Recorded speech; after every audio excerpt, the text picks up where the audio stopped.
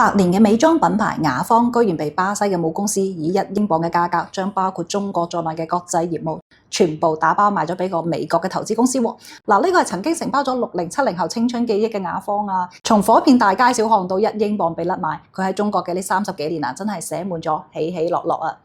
嗱，時間我哋拉翻到1990年啦，雅芳就投入咗2795萬美元，同中國美神合資，正式踏入咗中國市場喎，仲將直銷模式第一次帶到咗國內。嗰時候嘅雅芳小姐咧，真係街頭巷尾個個都知啊！佢哋由敲開家門推薦護膚品、彩妝，成咗一份獨特嘅消費記憶啊！而到咗1997年咧，雅芳嘅直銷員直接就衝到35萬人喎，淨係中國區嘅營收咧就已經突破10億啦，妥妥嘅美妝界頂流，同時令到安利、梅林海呢啲紛紛入局中國添。就算1998年因為政策調整暫停直銷啦，雅芳都可以快速轉型開設專賣店。咁由1999到2006年，全國專賣店都飆到2000幾家㗎，年營收去到30幾億，年均增長30%，呢個速度曾經係傲視中國美妝市場啊！咁到06年咧，雅芳更加係攞落中國第一張直銷經營許可證啦。咁一邊就守住專賣店，一邊做直銷，仲靠住呢個粉紅絲帶乳腺抗癌公益圈粉無數。嗱，成咗又有銷量又有溫度嘅品牌，呢個係雅芳喺中國嘅最巔峰時刻啦。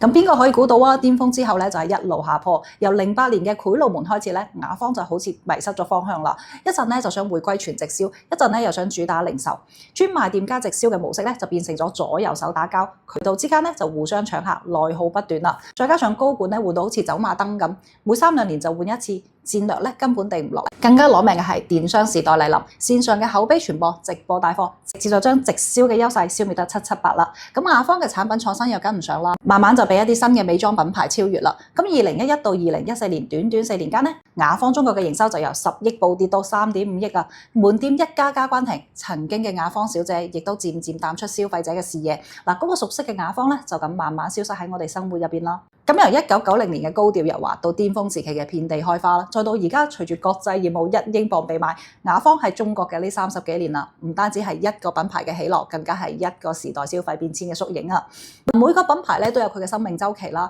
呢次1英鎊嘅收購會唔會就同雅芳畫上句號呢？